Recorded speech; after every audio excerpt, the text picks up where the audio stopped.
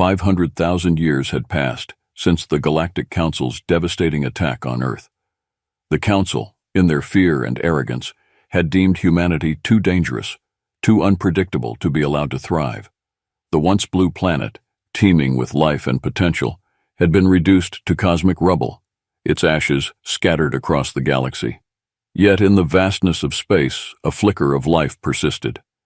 On the edges of known space, a hidden armada moved silently.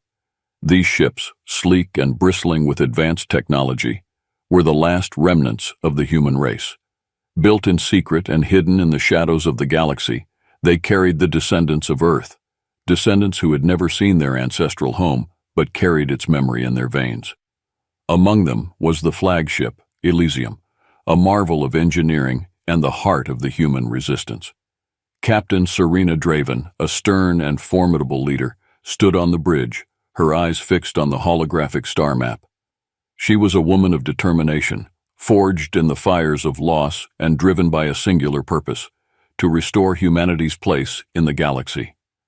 "Captain," Lieutenant Rafe Anders called out, breaking her reverie. "We're approaching the coordinates." "Excellent," Serena replied, her voice steady. "Prepare for stealth mode. We cannot afford to be detected." As the ship's systems hummed into action, cloaking the Elysium from prying sensors, Serena's thoughts drifted to the mission ahead. They were heading to the remains of the solar system, a place long abandoned by the living but rich in history and secrets. Their objective was simple yet monumental: to recover ancient human technology and artifacts that could give them an edge in their fight against the Galactic Council. "Scanning the debris field now," Lieutenant Anders reported. "Detecting several large masses. Could be what we're looking for." "Deploy the drones," Serena ordered. "We need to recover whatever we can find." Small, agile drones launched from the ship, weaving through the wreckage, searching for anything of value. Serena watched the feed, her heart heavy with the weight of her ancestors' sacrifice. They had paid the ultimate price, but their legacy would not be forgotten. "Captain, we found something," Anders said, his voice tinged with excitement. "It's an old satellite, still intact, and there's a signal." "A signal?" Serena's brow furrowed. "After all this time?" "Yes, ma'am. It appears to be a distress beacon looping continuously." "Bring it aboard," Serena commanded, "and prepare for decryption. This could be the breakthrough we've been waiting for." The colony was a self-sustaining ecosystem, powered by fusion reactors and shielded by layers of advanced camouflage technology. Its existence was a well-guarded secret, known only to a select few. Commander Serena Draven, the leader of this hidden enclave, walked through the bustling corridors, her presence a source of inspiration and resolve for the inhabitants. New Haven was more than just a refuge. It was a hub of innovation and preparation. Scientists and engineers worked tirelessly in underground labs, developing new technologies and improving old ones.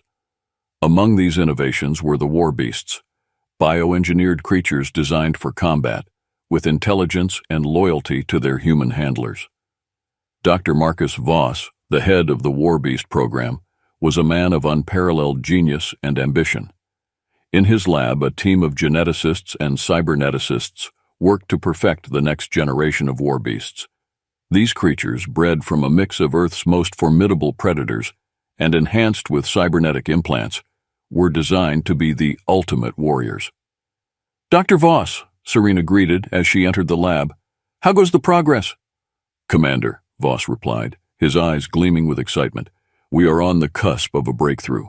The latest batch of war beasts shows remarkable improvements in both strength and intelligence. They're ready for field testing." Serena nodded, her gaze shifting to the containment units where the war beasts were held. Massive and powerful, each beast was a testament to the potential of human ingenuity. Among them was Ragnar, a thunder wolf with metallic claws and a plasma emitter embedded in its throat, and Lyra, a night stalker equipped with adaptive camouflage and enhanced sensory arrays. "Prepare them for deployment," Serena ordered. "We'll need every advantage we can get for the upcoming mission." As preparations were made, Serena continued her rounds, visiting other sections of the colony. She passed through the training grounds where soldiers practiced combat maneuvers and tactical drills. The atmosphere was charged with a sense of purpose and urgency. Every person here knew their role and the stakes involved. In the heart of New Haven, a command center coordinated all activities. Here, intelligence was gathered, missions were planned, and strategies were devised. Lieutenant Rafe Anders, Serena's second-in-command, monitored various feeds and data streams. "Commander," Anders reported as Serena approached, "our scouts have returned with intel from the Council's outposts. There's increased activity along the border regions. They might be preparing for something big." "Good work, Anders," Serena said, reviewing the data. "We need to stay one step ahead. The Council underestimates us, but we can't afford to underestimate them." The Council's arrogance had been their greatest weapon. Believing humanity to be extinct, they had grown complacent. But Serena knew better. She knew that the element of surprise was their greatest ally, and that every move had to be calculated with precision. As the day drew to a close, the colony settled into a quiet hum of activity. Serena stood in her quarters, gazing at an old, faded photograph of Earth. The image, a relic from a bygone era, was a constant reminder of their mission. "We will make them remember," she whispered, a fierce determination in her eyes. "We will make them pay." In the subterranean depths of New Haven, a facility unlike any other hummed with energy and purpose. This was the War Beast Lab, where humanity's most ambitious project took shape. Here, science and nature fused to create beings of unparalleled might. War beasts, designed to be the vanguard of humanity's resurgence. Dr. Marcus Voss stood at the helm, overseeing the final preparations for awakening the latest batch of war beasts. His sharp eyes scanned the myriad of screens displaying vital statistics and genetic sequences. Each war beast was a masterpiece, a testament to years of research and engineering. "Initiate the awakening sequence," Voss commanded, his voice echoing with a mix of anticipation and pride. Technicians moved swiftly, their hands dancing across control panels. Large containment pods, each holding a war beast in stasis, began to hum and glow. The creatures inside, suspended in a state between life and death, were about to take their first conscious breaths. In Pod Alpha, Ragnar the Thunderwolf stirred. A massive creature with a muscular frame and sleek metallic enhancements, Ragnar was designed for both brute force and tactical prowess. His claws, tipped with retractable tungsten blades, glinted as he flexed his limbs. A low, rumbling growl emanated from his chest, a sound that spoke of raw power and restrained aggression. In Pod Beta, Lyra the Night Stalker emerged from the shadows. Her lithe, panther-like body was a blend of biological stealth and technological augmentation. Adaptive camouflage shimmered across her fur, allowing her to blend seamlessly with her surroundings. Her eyes, enhanced with multispectrum vision, flickered as she surveyed her environment. "Vitals are stable," reported Dr. Elena Way, Voss's right hand in the project. "They're responding well to the stimuli." "Excellent," Voss replied, a satisfied smile crossing his lips. "Prepare for synchronization with their handlers." "Ready, Jax?" Voss asked. "Always," Jax replied, stepping forward to interface with Ragnar. A neural link formed, bridging human and beast, thoughts and instincts melding into a single, cohesive entity. The room held its breath as the synchronization process completed. Ragnar's eyes locked onto Jax, a silent understanding passing between them. They were partners, bound by purpose and destiny. "Handlers and war beasts, proceed to the training arena," Voss instructed. "It's time to see what they can do." In the vast, reinforced arena, the war beasts showcased their capabilities. Ragnar, guided by Jax, moved with astonishing speed and precision, his attacks calculated and devastating. Lyra, paired with Sergeant Kara Singh, vanished into the environment, reappearing only to strike with lethal efficiency. Dr. Voss watched with pride as his creations performed beyond expectations. These war beasts, with their unmatched power and loyalty, were the key to humanity's resurgence. As the training session concluded, a sense of exhilaration and confidence permeated the facility. "Well done, everyone," Voss declared. "Today we take a giant leap towards reclaiming our destiny." Counselor Zarek of the Drakthul stood tall, his reptilian features reflecting his race's martial prowess. He addressed the assembly with confidence, dismissing recent reports of human activity as baseless rumors. "The notion that humans could have survived is preposterous," Zarek declared. "We eliminated that threat 500,000 years ago. Our focus should remain on the escalating tensions between the Xylarian and Cerulean sectors." A murmur of agreement rippled through the chamber. The Council, long accustomed to their dominance, saw no reason to believe in the resurgence of a long-vanquished foe. Their attention was divided among more immediate concerns: territorial disputes, trade agreements, and political maneuverings. However, not all were so dismissive. Ambassador Thalra of the Cerulean race, a being of grace and insight, harbored doubts. Her intuitive nature and diplomatic acumen had earned her respect, but she sensed something amiss. "Counselors," Thalra interjected, her voice calm but firm, "while I agree that our current conflicts are pressing, we should not entirely disregard the possibility of human remnants. History has shown that underestimating an opponent can lead to our downfall." Zarek scoffed. "Are we to chase ghosts, Ambassador? Our resources are better spent elsewhere." Thalra remained composed. "I propose a small investigative task force discreetly deployed to verify these claims. If nothing else, it will put these rumors to rest and allow us to focus on our more pressing matters." The chamber buzzed with deliberation. Finally, the High Counselor, an elder statesman of the Luminari, raised his hand for silence. "Ambassador Thalra's suggestion is reasonable. A minimal investment for potential peace of mind. The motion is approved."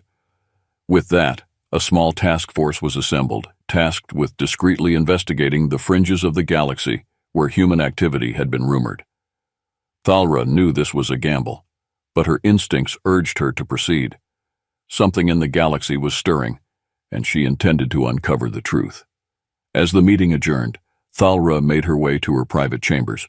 She activated a secure communication link, connecting with a trusted associate within the Cerulean intelligence network. "Prepare our best operatives," she instructed. "We need to verify these reports and keep it covert. If humanity is indeed rising from the ashes, we must understand their intentions before the rest of the Council." Thalra's heart raced with anticipation and caution. The galaxy's equilibrium was delicate, and any resurgence of humanity could tip the scales in unforeseen ways. She had to be prepared for whatever lay ahead, whether it was a new alliance or a rekindling of old hostilities. In the shadows of the galaxy, hidden from the Council's watchful eyes, humanity was stirring. And as Thalra set her plans in motion, the stage was being set for a confrontation that would reshape the fate of countless worlds. In the war room, a holographic display detailed the depot's layout and defenses. Draven, standing at the center, addressed her assembled team of officers and warbeast handlers. "We've been in the shadows for too long," she began, her voice steady and resolute. "Tonight we strike. Our objective is to seize supplies and send a clear message. Humanity is not extinct. We are here, and we will fight." Lieutenant Rafe Anders, ever the strategist, pointed to key locations on the map. "Our intel suggests minimal resistance. We'll split into 3 teams. Team Alpha, led by myself, will secure the main gate. Team Bravo, under Sergeant Kara Singh, will disable the communications array. Team Charlie, led by Commander Draven, will infiltrate the storage facility with the warbeasts." The teams dispersed, making final preparations. Draven approached Jax Carter, who stood with Ragnar, the Thunderwolf.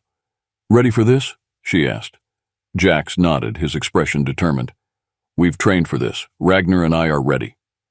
Under the cover of darkness, the strike teams boarded stealth shuttles and launched toward the depot. The journey was tense but silent, each member focused on the mission ahead. As they neared their target, the shuttles cloaked, rendering them invisible to enemy sensors. The depot loomed below, a sprawling complex of storage units and landing pads. Team Alpha landed first, moving swiftly to secure the main gate. Using a combination of stealth and precision, they neutralized the guards, paving the way for the other teams. Team Bravo, moving with equal efficiency, reached the communications array.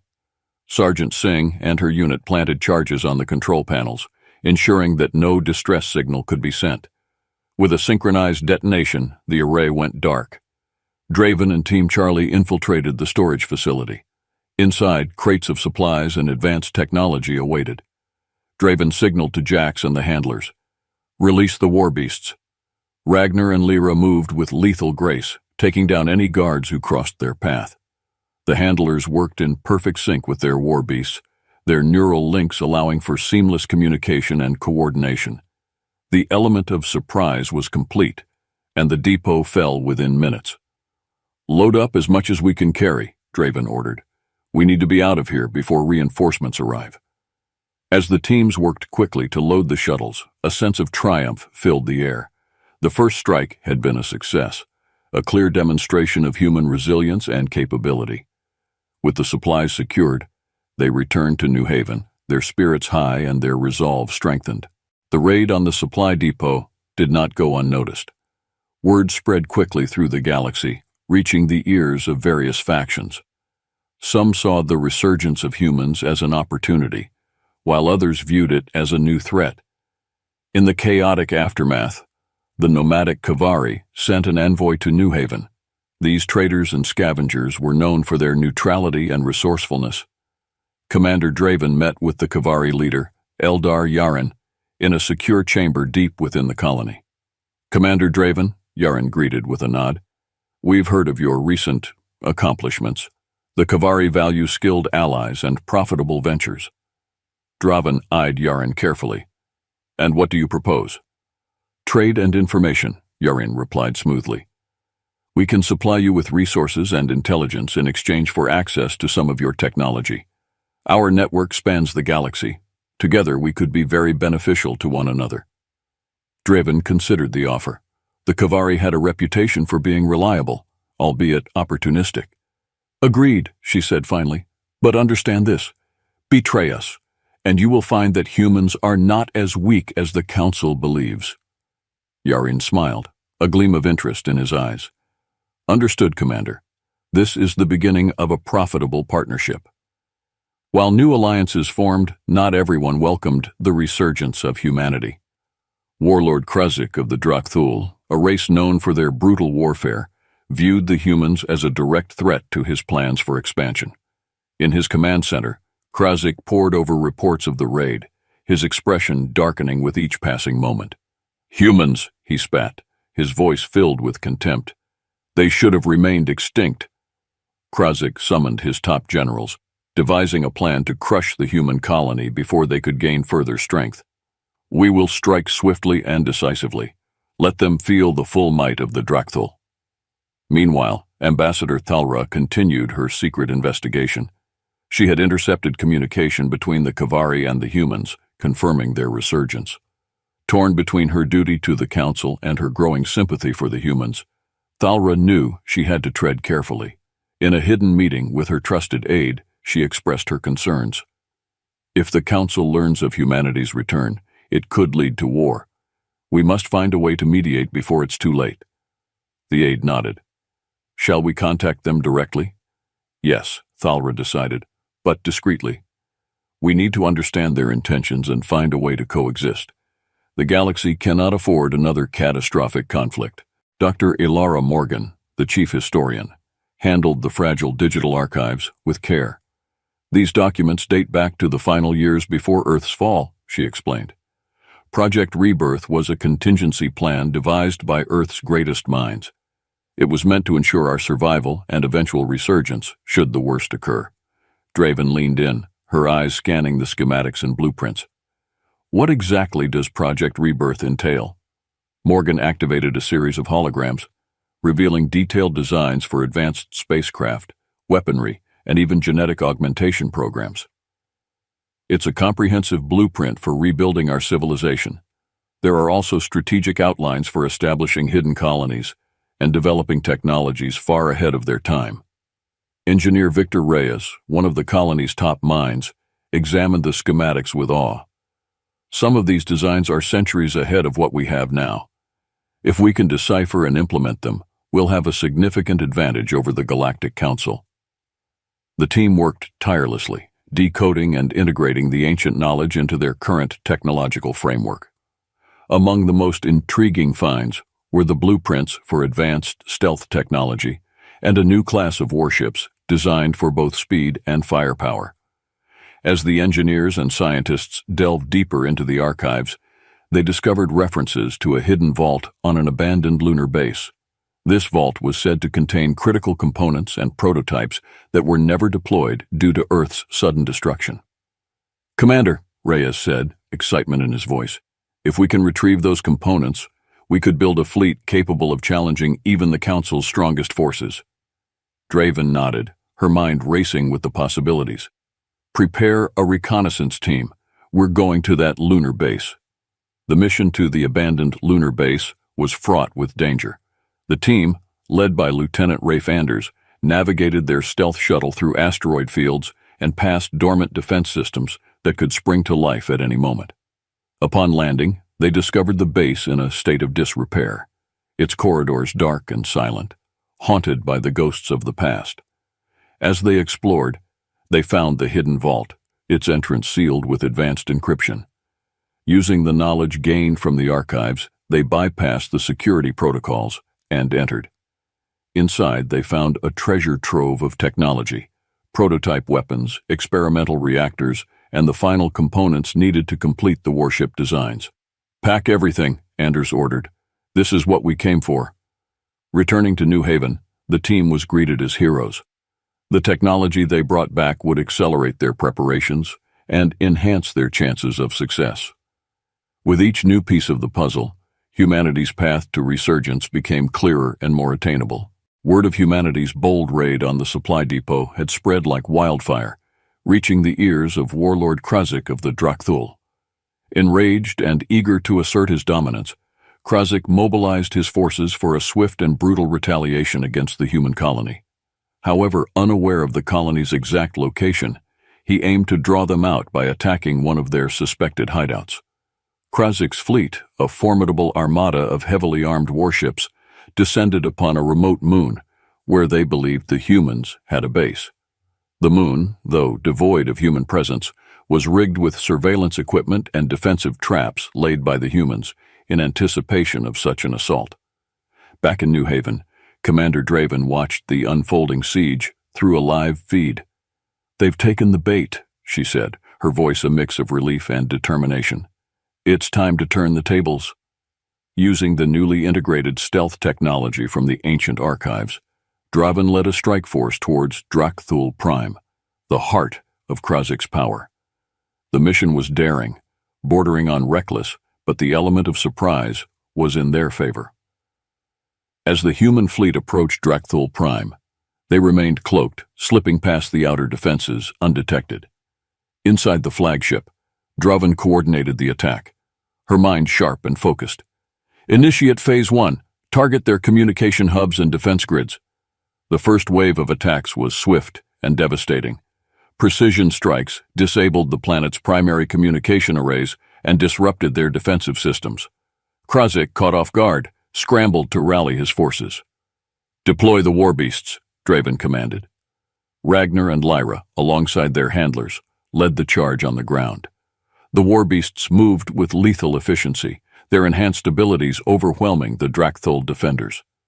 In the skies above, the newly upgraded warships unleashed a barrage of firepower, taking down enemy vessels with unprecedented speed. The combination of advanced technology and strategic brilliance left the Drakthul forces in disarray. Krazik, realizing the severity of the situation, attempted to flee. However, Draven anticipated his move. "Intercept the warlord's ship," she ordered. A squadron of human fighters, piloted by the best of New Haven's elite, pursued Krazik's vessel. The battle was fierce, but the humans' superior tactics and technology prevailed. Krazik's ship was disabled, and he was captured. Back on Drakthul Prime, the human forces secured key facilities and declared victory. The siege was over, and the message was clear. Humanity was a force to be reckoned with. The successful assault on one of the galaxy's most feared warlords sent shockwaves through the Galactic Council and its allied races. Returning to New Haven, the victorious forces were met with jubilation. The successful siege not only crippled a significant threat, but also bolstered humanity's standing among potential allies. Commander Draven addressed her people, her voice filled with pride and resolve. This victory is just the beginning, she declared. We have shown the galaxy that humanity is not only alive, but also capable of challenging even the mightiest of foes.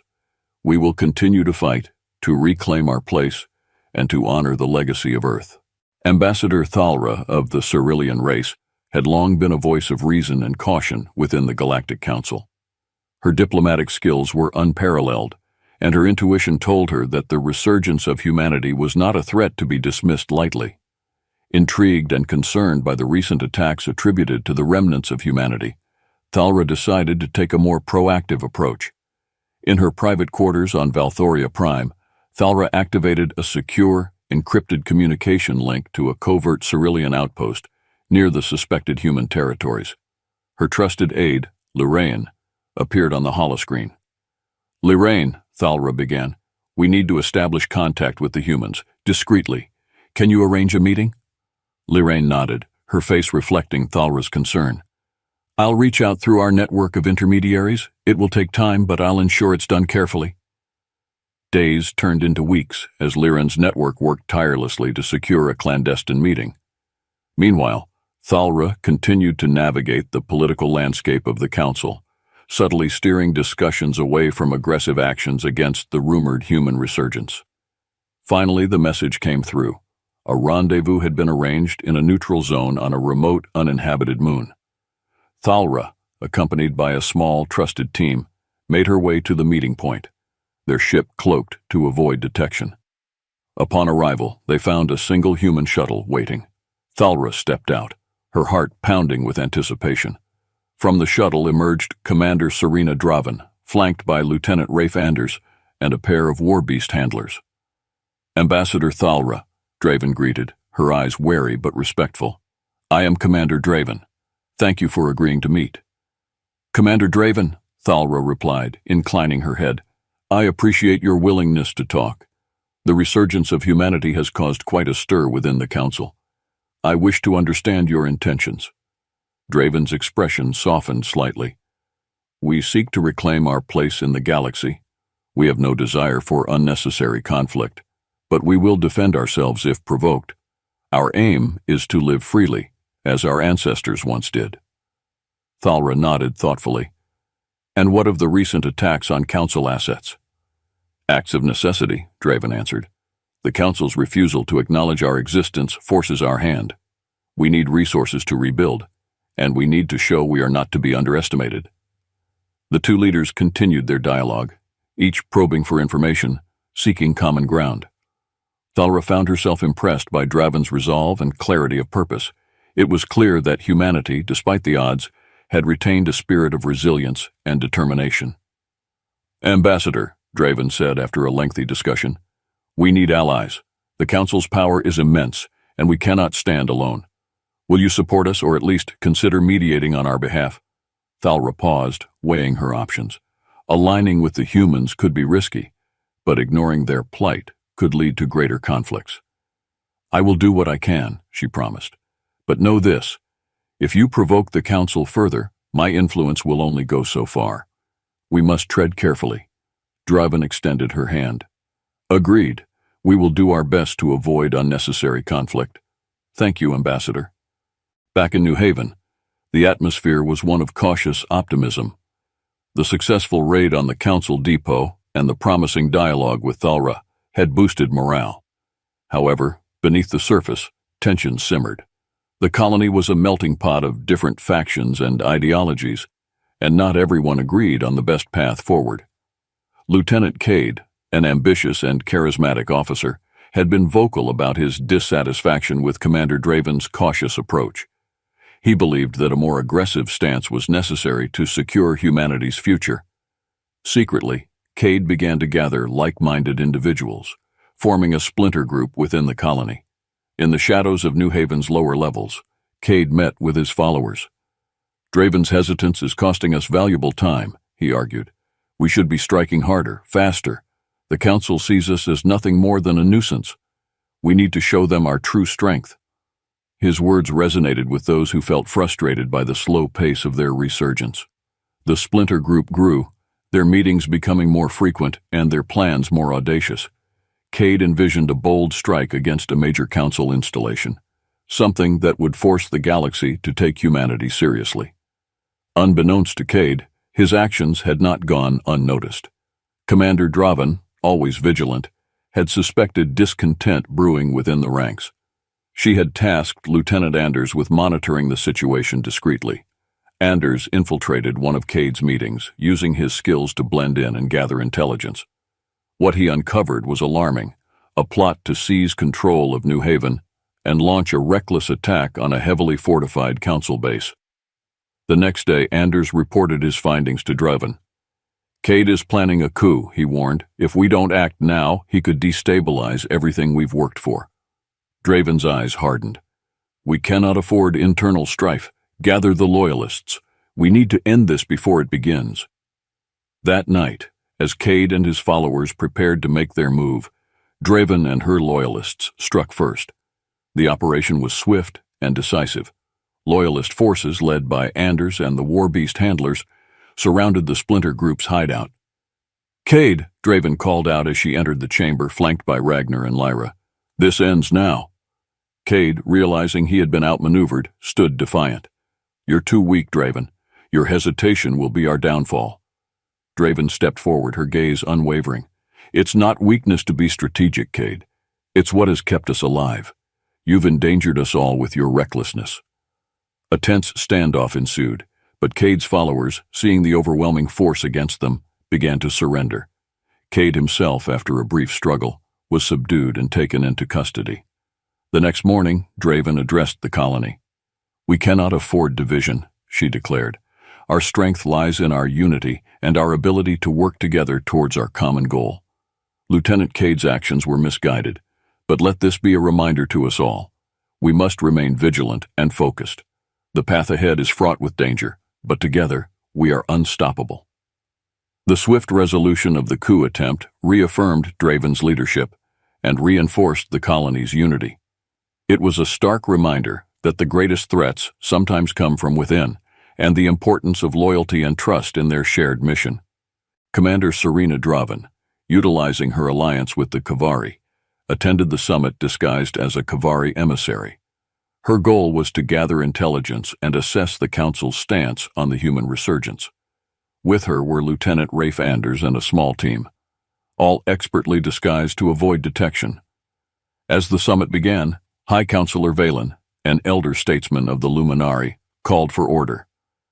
"Counselors, we face unprecedented challenges. The recent attacks on our supply lines and the rumors of human activity demand our immediate attention."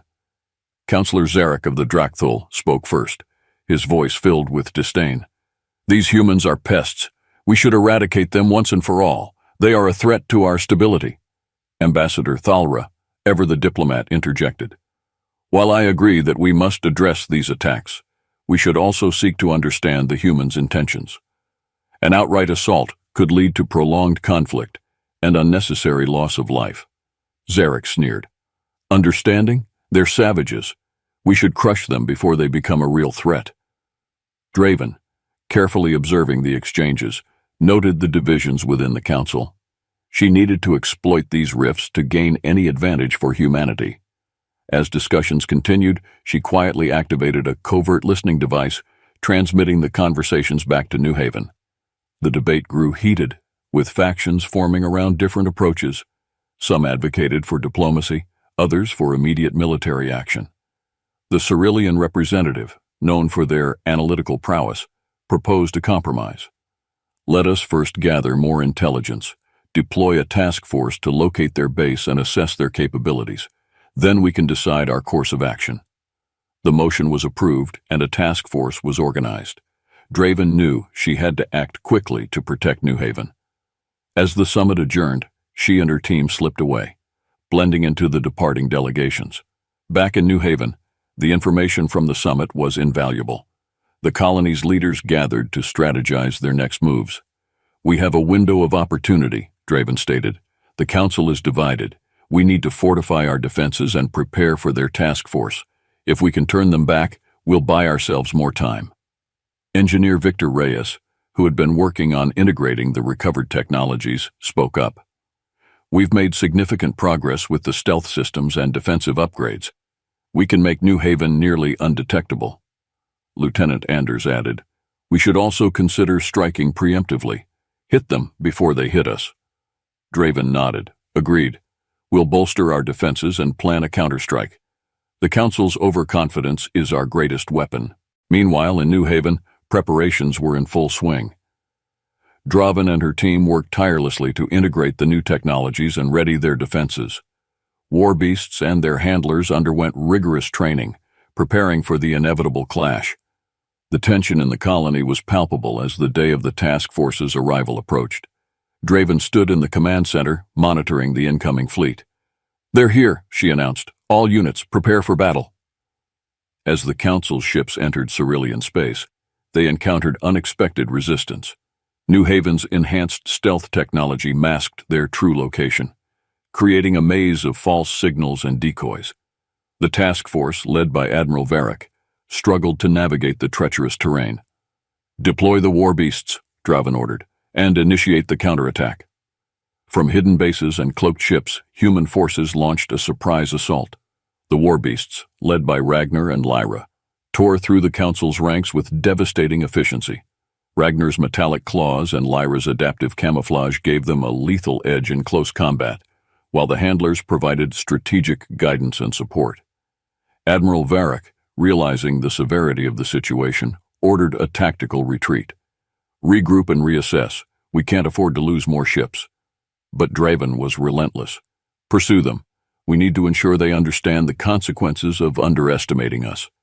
The humans, utilizing their advanced warships and war beasts, pressed the advantage. The battle raged across Cerulean space, with the Council's task force struggling to fend off the relentless attacks. Despite their superior numbers, the element of surprise and the humans' fierce resolve tipped the scales. Amidst the chaos, Ambassador Thalra, who had secretly joined the task force to monitor the situation, intervened. Using her influence, she brokered a temporary ceasefire. Both sides must stand down, she urged, through the communications network. Further bloodshed will only lead to mutual destruction. Draven, recognizing the strategic value of a ceasefire, ordered her forces to halt. Stand down but remain on alert. The battlefield grew silent. The eerie calm, a stark contrast to the previous carnage. Thalra initiated communications with Draven. Commander, we need to talk. This conflict cannot continue like this. Draven, her expression unreadable, replied, Agreed, but understand this. We will not be hunted again. We will defend ourselves. Thalra nodded. I understand. Let us find a way to coexist. There's been enough destruction. The temporary truce marked a turning point. Both sides withdrew to their respective territories to regroup and reassess. In New Haven, the victory against the Council's task force was celebrated. But the cost of war weighed heavily on everyone. Draven addressed the colony, her voice filled with a mix of pride and caution. We have proven our strength today, but this is just the beginning. We must continue to build, to prepare, and to seek allies. The path to reclaiming our place in the galaxy will not be easy, but together we will prevail. The temporary truce with the Galactic Council provided New Haven with a crucial window of opportunity. Under Commander Serena Draven's leadership, the colony focused on fortifying their defenses and delving deeper into the ancient archives from old Earth. The newfound technologies and strategies from Project Rebirth were now fully integrated, giving humanity an edge they desperately needed. In a secure underground chamber, Draven and her top officers gathered around a holographic projection table. Engineer Victor Reyes had been working tirelessly to decode and implement the ancient data, and now he had a new discovery to present. Commander, Reyes began, his voice filled with excitement, we've uncovered detailed schematics for an advanced communication and surveillance network. This system was designed to intercept and decode encrypted signals from great distances, potentially allowing us to monitor Council communications and movements in real time. Draven's eyes widened. This could change everything. How soon can we have it operational? We've already begun construction, Reyes replied. Within a few weeks, we should have the first nodes online. As work continued on the surveillance network, Lieutenant Rafe Anders led a reconnaissance mission to a derelict space station rumored to hold valuable information. The station, once a hub of trade and communication, had been abandoned for centuries. Upon arrival, Anders and his team discovered a hidden vault containing records of covert council operations and intelligence reports. Back in New Haven, the decrypted data revealed startling truths. The council had been aware of human survivors for decades, possibly even centuries, but had chosen to keep this information classified. Their complacency and internal conflicts had prevented them from acting decisively against the humans. These records show that the council has been hiding their knowledge of us, Draven announced to her advisors. They feared our potential, even in our weakened state. This knowledge gives us leverage. With this new information, Draven decided to take a bold step. She sent a secure transmission to Ambassador Thalra, revealing the council's duplicity and proposing a formal meeting to discuss terms for coexistence. Thalra, already sympathetic to the human cause, was both shocked and intrigued by the revelations. She agreed to meet on neutral ground, bringing along a small delegation of trusted council members who were open to negotiation. The meeting took place on the serene, uninhabited moon of Solara. Draven and her team arrived first, their war beasts and guards stationed at the perimeter for security. Thalra arrived shortly after, accompanied by counselors who shared her vision for a more inclusive galaxy. "Commander Draven," Thalra greeted, extending her hand. "Your revelations have caused quite a stir within the council. We are here to listen." Draven nodded. "Ambassador Thalra, counselors, thank you for coming. We have no desire for endless conflict. Our goal is to reclaim our place in the galaxy, to live freely and peacefully." The discussions were intense and candid. Draven presented the decrypted records, highlighting the Council's awareness of human survivors and their attempts to suppress this knowledge. The counselors, initially skeptical, began to see the value in negotiating with humanity rather than continuing a costly war. After hours of negotiation, an agreement was reached. The Council would recognize New Haven as a sovereign entity, granting humanity a seat at the interstellar table. In return, the humans agreed to share their advanced technologies and work towards mutual defense and cooperation. The treaty was a historic moment, marking the beginning of a new era for humanity and the galaxy. As the delegations departed, Draven and Thalra exchanged a look of mutual respect and hope. "This is just the beginning," Thalra said. "We have a long road ahead, but together we can build a future where all races thrive." Draven smiled. "Agreed. Let's make it a reality." Warlord Krazik, recovering from his previous defeat, seized this opportunity to rally the anti-human factions. He proposed a final, all-out assault on New Haven to eliminate the human threat once and for all. Zarak, emboldened by Krazik's fervor, secured enough support to launch the attack. Unaware of the imminent danger, New Haven continued to strengthen its defenses and integrate its newfound allies. Draven, ever vigilant, sensed the brewing storm and prepared her forces for the possibility of betrayal. The attack came without warning. A massive fleet led by Krazik and Zarak descended upon New Haven with overwhelming force. The skies lit up with the glow of energy weapons and the deafening roar of engines. New Haven's newly constructed defense grid activated, but the sheer number of enemy ships threatened to overwhelm them. "Red alert!" Draven commanded as alarms blared throughout the colony. "All units to battle stations. Engage the defense grid and deploy all available ships and war beasts." Ragnar, Lyra, and their fellow war beasts launched into action, their handlers guiding them through the chaos. The war beasts, now fully trained and battle-hardened, tore through enemy lines with ferocity and precision. Human pilots, utilizing the advanced warships and technologies from Project Rebirth, fought valiantly against the onslaught. Despite their valiant efforts, the sheer size of Krazik's fleet began to take its toll. Draven, assessing the situation, realized they needed a decisive move to turn the tide. She called for a strategic counterattack, targeting the flagship where Krazik commanded the assault. "Lieutenant Anders," Draven ordered, "prepare a strike team. We're going after Krazik's command ship. Without him, their coordination will falter." Anders assembled a team of elite soldiers and war beast handlers. They launched a daring assault on Krazik's flagship, using stealth technology to breach its defenses. Inside the ship, fierce close-quarters combat ensued.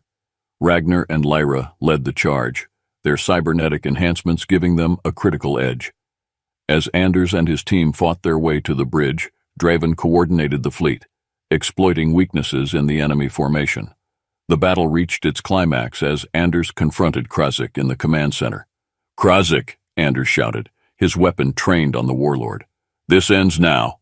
Krazik, a formidable warrior, lunged at Anders, but Ragnar intercepted him, pinning the warlord to the ground. "Yield," Anders demanded, but Krazik refused, fighting with a feral intensity. The struggle was brutal, but Anders and his team prevailed. With Krazik captured, Anders transmitted the news to Draven. "Commander, Krazik is down. The flagship is secure." Draven seized the moment. "All units, focus fire on the remaining enemy ships. Push them back." The tide of the battle turned. Demoralized and disorganized without their leader, the enemy fleet began to retreat. Counselor Zarek, realizing the futility of the assault, ordered a full withdrawal. As the enemy fleet fled, a cheer erupted throughout New Haven. The colony had withstood the greatest threat it had ever faced, emerging stronger and more unified. In the aftermath, Draven and her allies moved quickly to secure their hard-won peace. In a secure holding cell, Krazik glared defiantly at Draven. "You think this changes anything? There will always be those who seek your destruction." Draven met his gaze with steely resolve. "Perhaps, but we've shown today that we are not easy prey. We will defend our home, our people, and our allies, and we will prevail."